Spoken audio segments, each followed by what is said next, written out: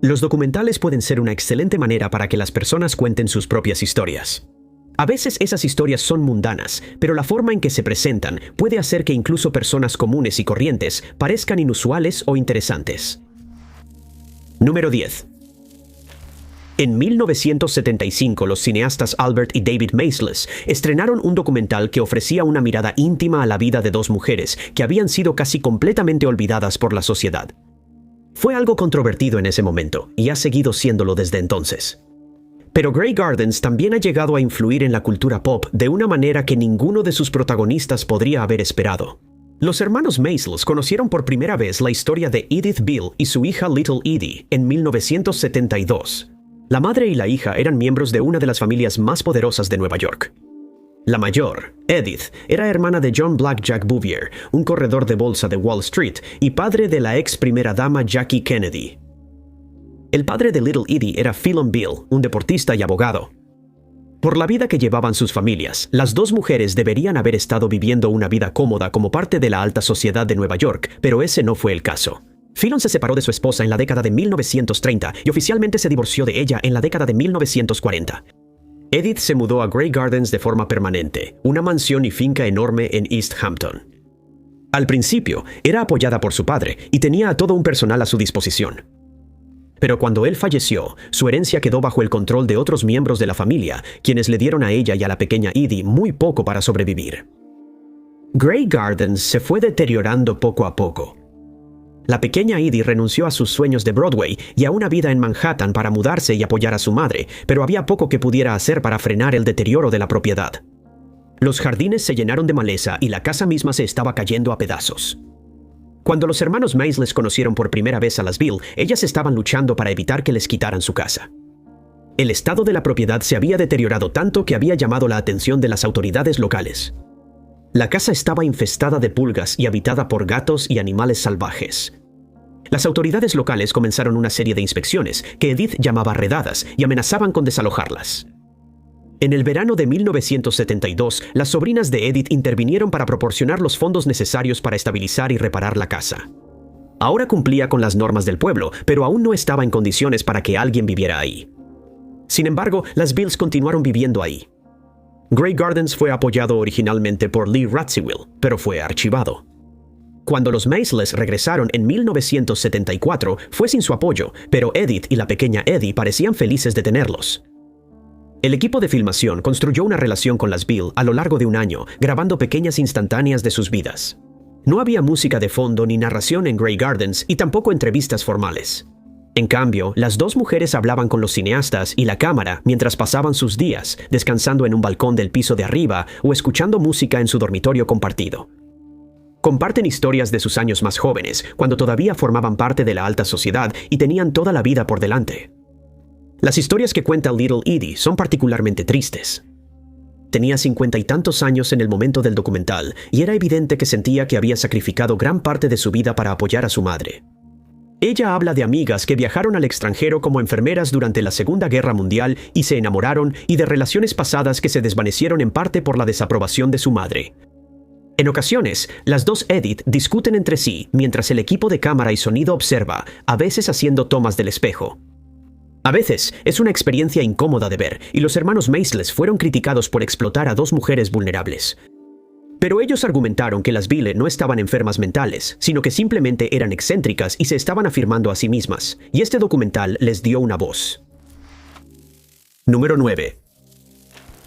La historia de Joe Simpson y Simon Yates es una que se ha contado muchas veces desde su aterrador viaje a los Andes peruanos en 1985.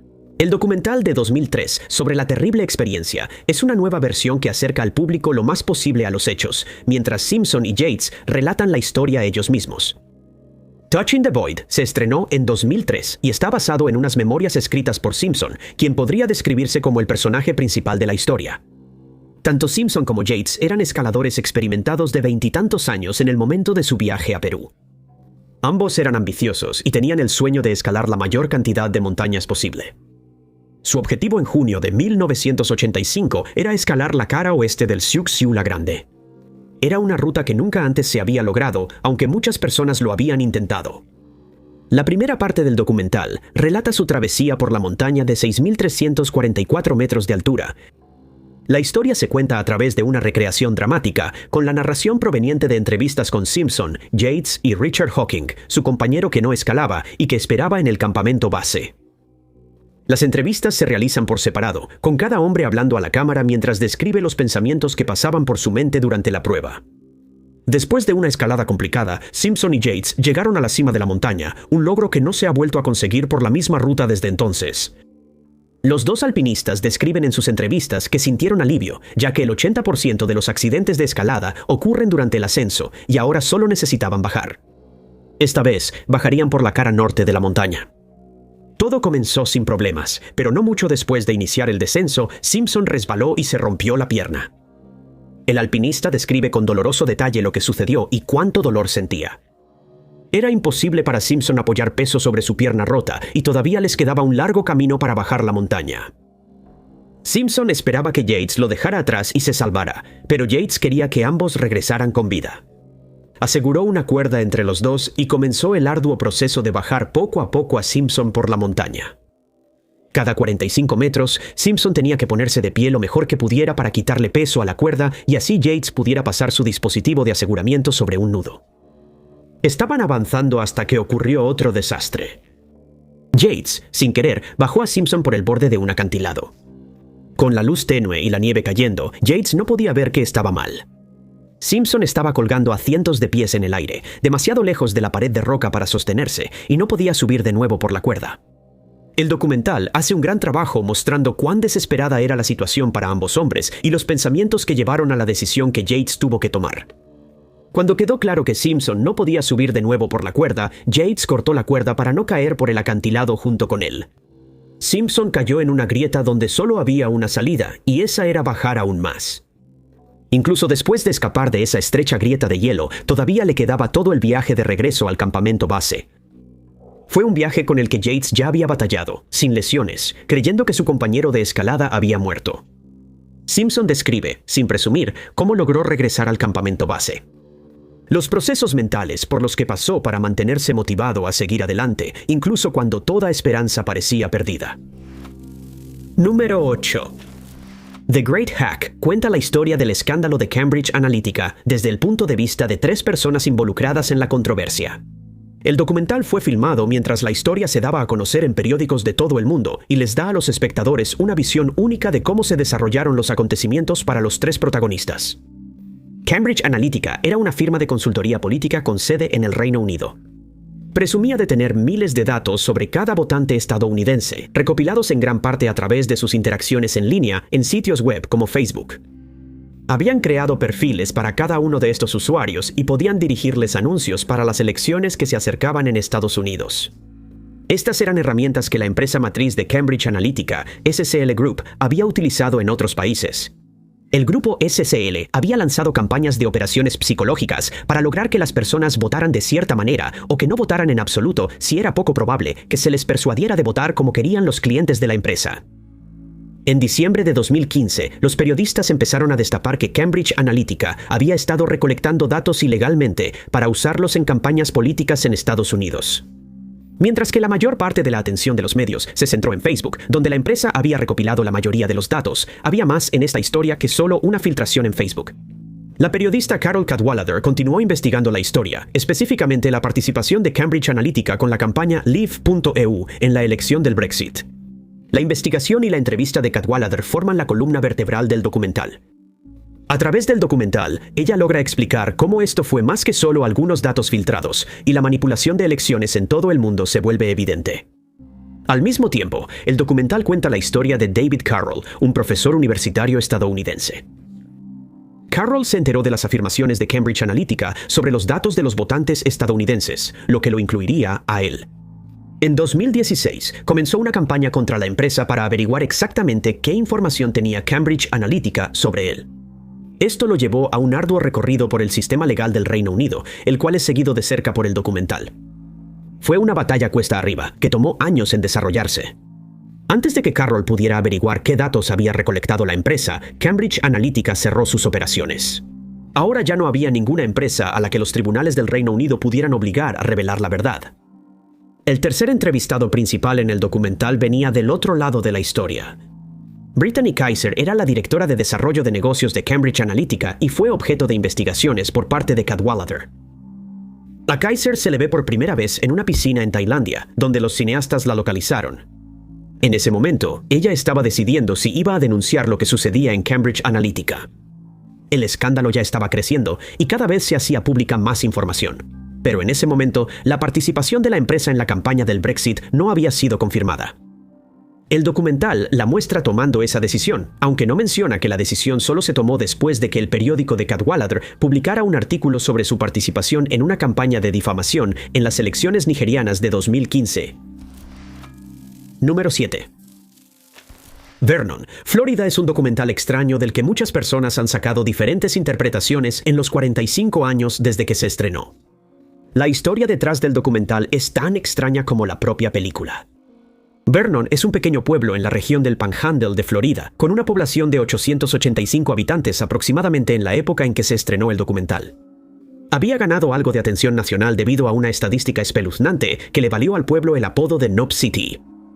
2/3 de todas las reclamaciones de seguros por accidentes de pérdida de extremidades en Estados Unidos durante las décadas de 1950 y 1960 provenían de este pequeño pueblo. Los investigadores de seguros estaban seguros de que se estaba cometiendo algún tipo de fraude. Muchas de estas reclamaciones parecían razonables a simple vista, pero con solo investigar un poco, se revelaban detalles sospechosos que habrían levantado preguntas, incluso sin la gran cantidad de reclamaciones provenientes de este pueblo. Pero nunca hubo suficiente evidencia para convencer a un jurado de que algún caso fuera fraudulento. Para muchos, era inimaginable que alguien se quitara deliberadamente una extremidad solo por dinero. Fue esta historia la que atrajo al cineasta Errol Morris al pueblo. Él quería hacer un documental sobre los amputados que ahora intentaban continuar sus vidas con la mano o el pie que les faltaba y el extraño entorno en el que vivían. Tenía que haber algo en Vernon que hiciera que la gente recurriera a medidas tan drásticas. En 2 ocasiones, él vino a Vernon para hacer este documental.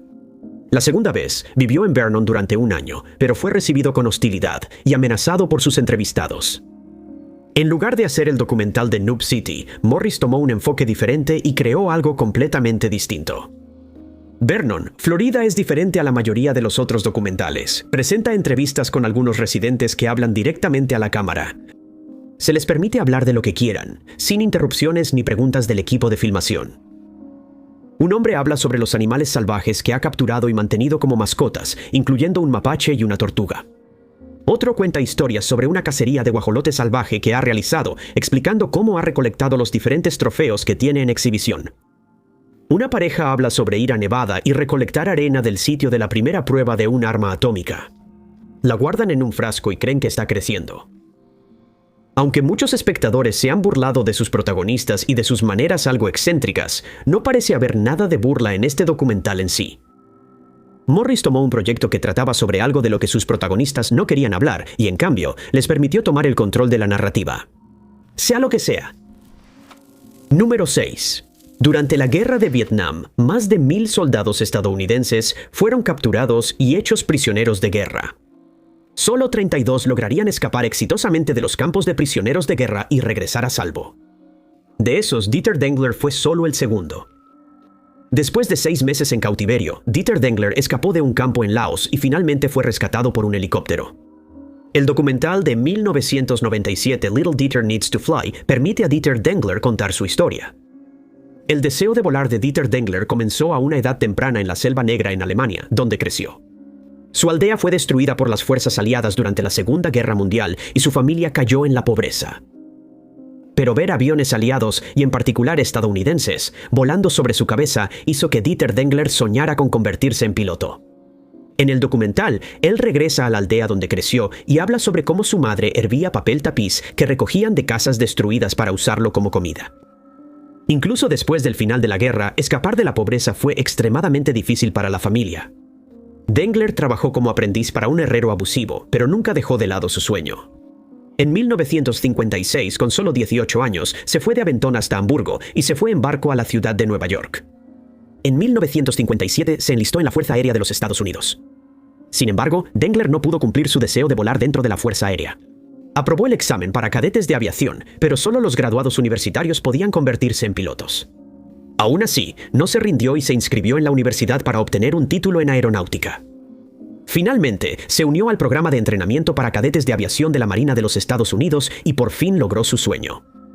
Para ese entonces, Estados Unidos ya se había involucrado en la guerra de Vietnam. En 1965, su escuadrón se unió al portaaviones USS Ranger y partió hacia Vietnam.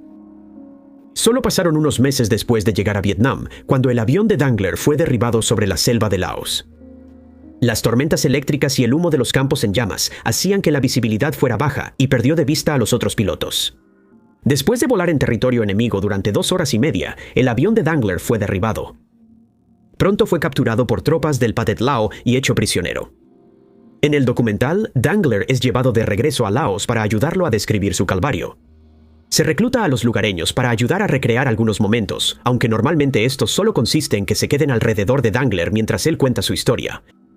Según Dangler, muchos de los hombres que aparecen en la película estaban asustados y él tuvo que tranquilizarlos diciéndoles que no pasaba nada y que solo era una película.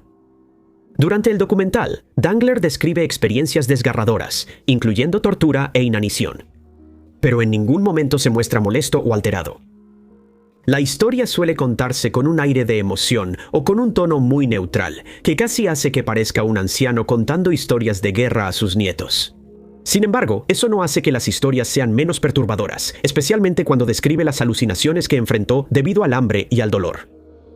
Dangler y sus compañeros prisioneros en el campo cerca de Park Kung idearon un plan de escape. Era un plan arriesgado que implicaba tomar las armas de los guardias, y no salió exactamente como ellos querían, pero era su única esperanza de sobrevivir. Desafortunadamente, la mayoría de los que participaron en el plan no sobrevivieron. Solo Dangler y otros 2 sobrevivieron al intento de escape, aunque los otros 2 fueron capturados de nuevo más tarde. Lo que queda claro después de que Dangler escapa del campo de prisioneros es que el título del documental no solo se refiere a su deseo de la infancia. La única forma de salir de la selva es en helicóptero. Después de varios intentos de pedir ayuda, Dangler finalmente fue encontrado el 20 de julio de 1966, 23 días después de su escape. Al principio, la tripulación no podía creer que fuera un prisionero de guerra estadounidense, ya que había pasado tanto tiempo desde su captura, pero logró convencerlos. Número 5. Los rumores sobre personas o criaturas que viven en los túneles debajo de la ciudad de Nueva York han existido casi desde que existen los propios túneles. Esas historias han afirmado de todo, desde simples personas sin hogar hasta criminales peligrosos e incluso seres realmente sobrenaturales. A principios de los años 90 y 2000, la fascinación por lo que podría estar viviendo en los túneles debajo de Nueva York resultó en una serie de libros y documentales sobre los llamados hombres topo. Era comprobablemente cierto que había personas viviendo en los túneles del metro, pero las historias que se contaban sobre estas personas no eran del todo verídicas. Voices in the Tunnel, In Search of the Mole People, fue uno de los documentales que se lanzaron y que intentó llegar al fondo de cuántas de estas historias eran verdaderas. El documental de 2008 se inspira en un libro de la escritora Jennifer Toth. En 1993, Toth publicó un libro titulado Los hombres topo, vida en los túneles bajo la ciudad de Nueva York. Según Toth, hizo numerosos viajes al túnel, incluido el Freedom Tunnel, donde afirmó haber presenciado toda una sociedad de personas que rara vez, si acaso, salían a la superficie. Había maestros, alcaldes electos e incluso niños que habían nacido bajo tierra. La gente sobrevivía principalmente con lo que podía encontrar y solo unas pocas personas subían a la superficie para buscar recursos. El libro de Toth se convirtió en una de las obras más famosas sobre el tema, aunque no pasó mucho tiempo antes de que la gente empezara a dudar de sus historias. El libro de Toth incluía muchas entrevistas con los propios habitantes de los túneles, y al menos algunas de esas historias son completamente ficticias. Pero los expertos en el metro también han señalado que la disposición de los túneles es imposible, lo que pone en duda los relatos de Toth sobre lo que realmente vio. A pesar de la controversia, no había duda de que realmente había personas viviendo en los túneles, aunque no en la medida que Toth afirmaba. Voces en el túnel sigue a los cineastas Vic David, Kenny Cherry y Eric Oberholzer mientras se adentran en los túneles en busca de la verdad. Incluye entrevistas con Toth, donde ella explica qué fue lo que llamó su atención sobre el tema en primer lugar, pero también con las personas que realmente vivieron en los túneles. En algunos casos, es difícil creer las historias que cuentan las personas sin hogar entrevistadas.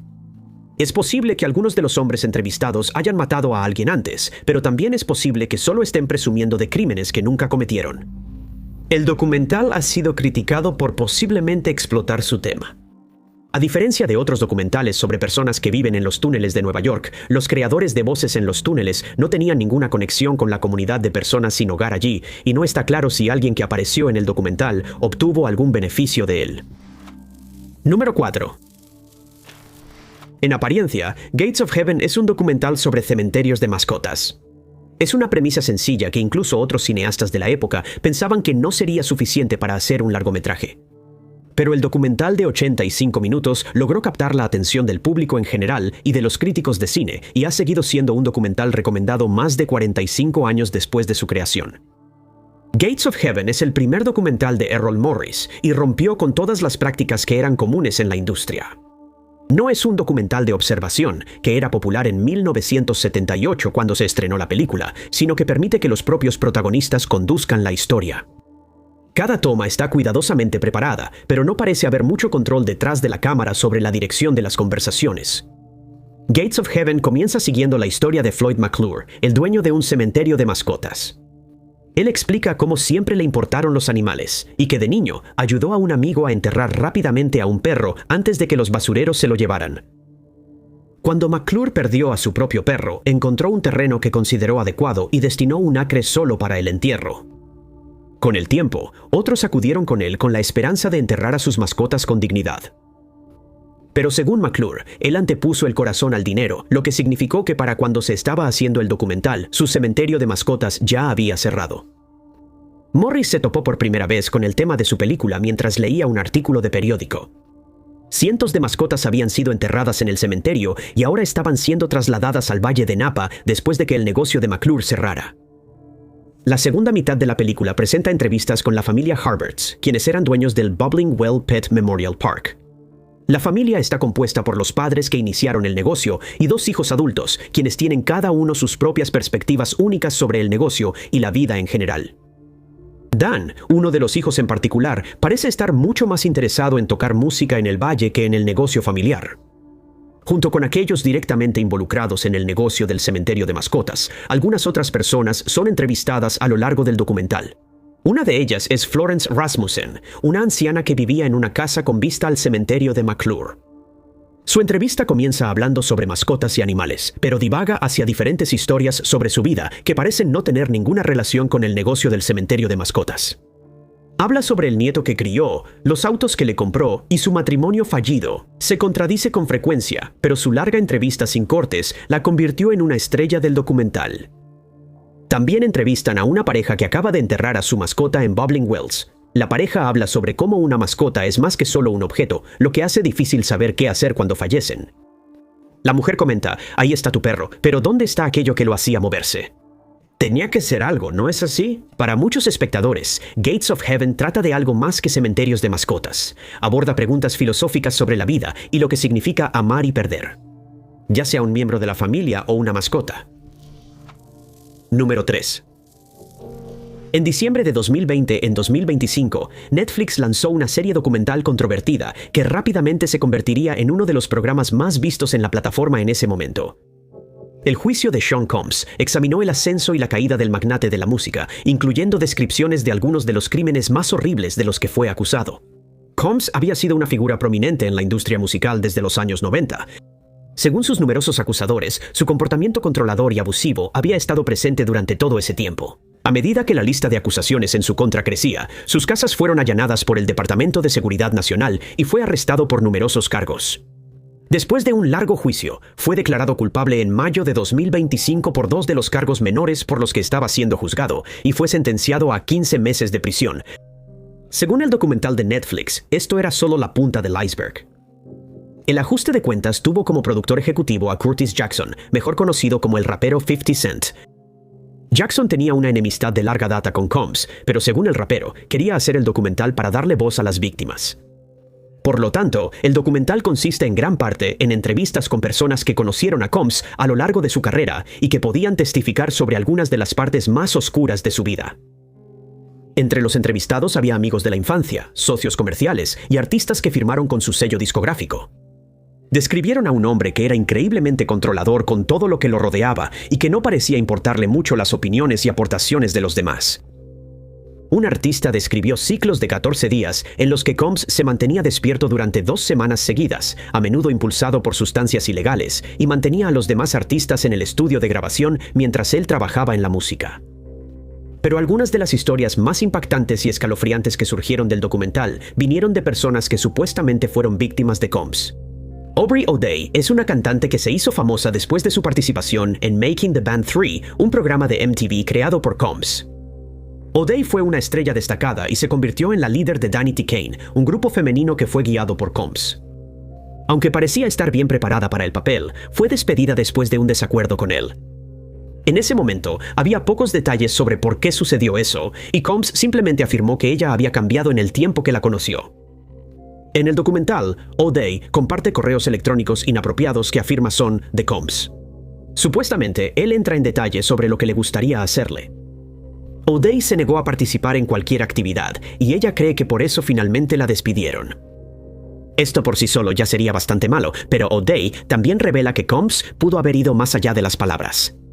Según una declaración jurada, otra mujer afirmó haber entrado a una habitación solo para encontrar a O'Day desmayada y a Combs y a otro hombre actuando de manera inapropiada con ella. Es una entrevista emotiva que ayuda a mostrar la verdadera historia detrás de las acusaciones contra Combs, las cuales podrían quedar ocultas por una cobertura más sensacionalista. El documental sigue siendo polémico. Antes de su estreno, el equipo de Combs lo describió como un ataque que utilizaba material con derechos de autor obtenido de manera ilegal. Las imágenes fueron grabadas solo unos días antes del arresto de Combs y lo muestran discutiendo con su abogado defensor sobre cómo actuar y mantener las apariencias. El equipo envió a Netflix una carta de cese y desistimiento antes del estreno del documental, pero sigue estando disponible hasta el día de hoy. Número 2. Cuando comenzó el juicio contra los ex ejecutivos de Enron, Jeff Skilling y Ken Lay, el discurso de apertura del fiscal se inspiró en un documental que se había estrenado un año antes. El juicio contra Skilling y Lay se centra en casos de fraude que finalmente llevaron a la caída de la empresa. El documental mostró cómo se había expuesto ese fraude y todas las demás cosas horribles que Enron había estado haciendo y que no estaban cubiertas por el caso. Enron, los tipos más inteligentes de la sala, se basó en el libro del mismo nombre escrito por los periodistas Bethany McLean y Peter Elkin. En el año 2000, Enron era una de las empresas más grandes de Estados Unidos. Había comenzado como una compañía más de petróleo y gas, enfocada en llevar estos recursos a los consumidores, pero pronto empezó a apostar por los precios del gas, obteniendo enormes ganancias de estas transacciones. La empresa se expandió a diferentes áreas, incluyendo películas bajo demanda e incluso derivados meteorológicos. El documental muestra a Enron perdiendo dinero mientras daba a todos los demás la impresión de que le iba bien. Adoptó un estilo de contabilidad que le permitía declarar todas las ganancias esperadas de inmediato.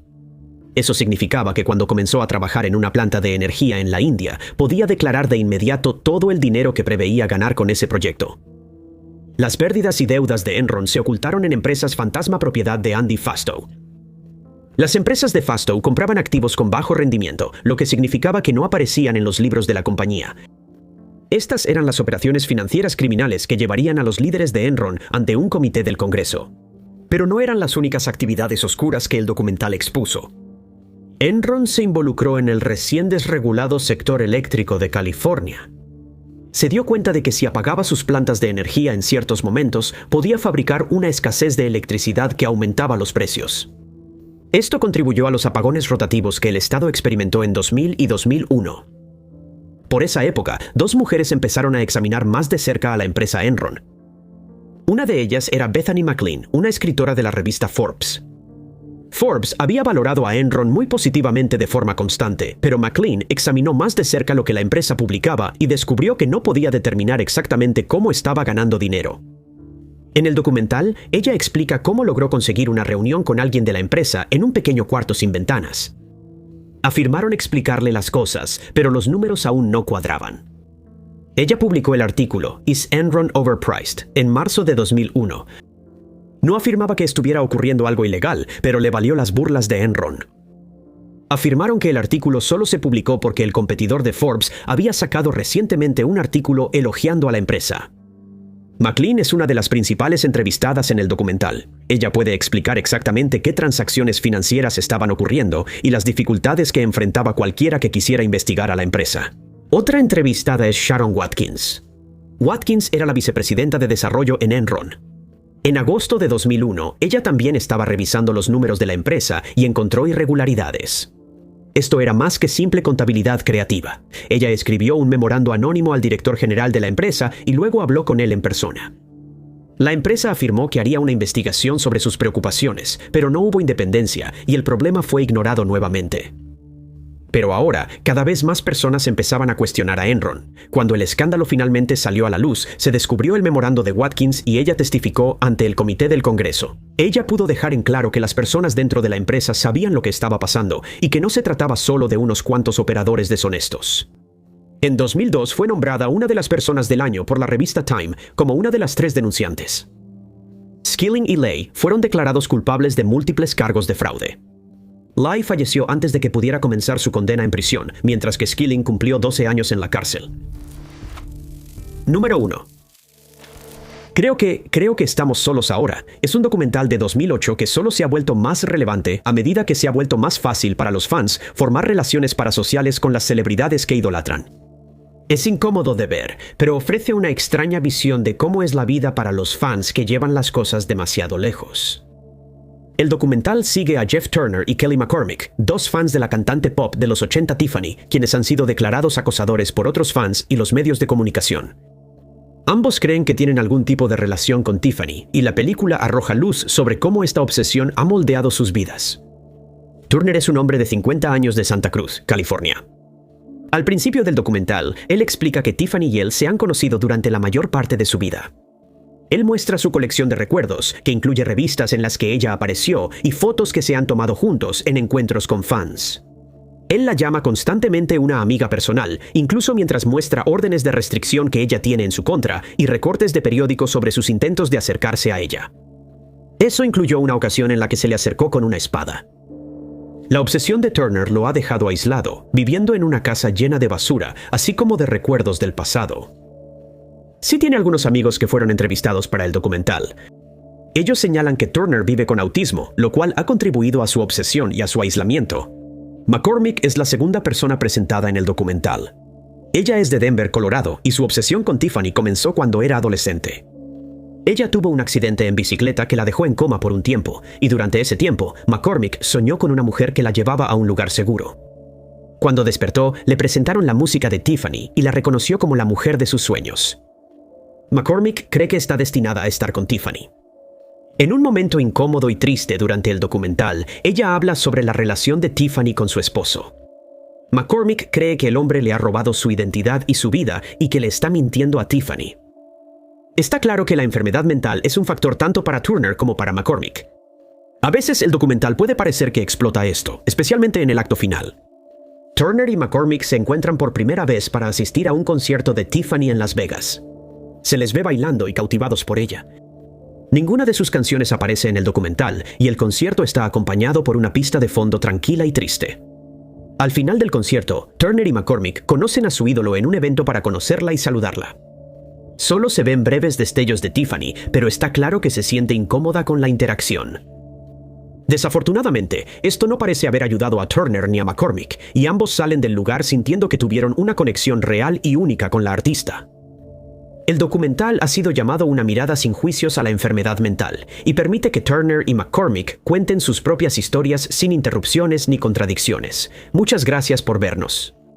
Si te gustó este video, asegúrate de darle like. Además, no olvides suscribirte y hacer clic en la campanita de notificaciones para estar al tanto de todas nuestras futuras publicaciones. Soy Top 5 Unknowns y nos vemos en el próximo video.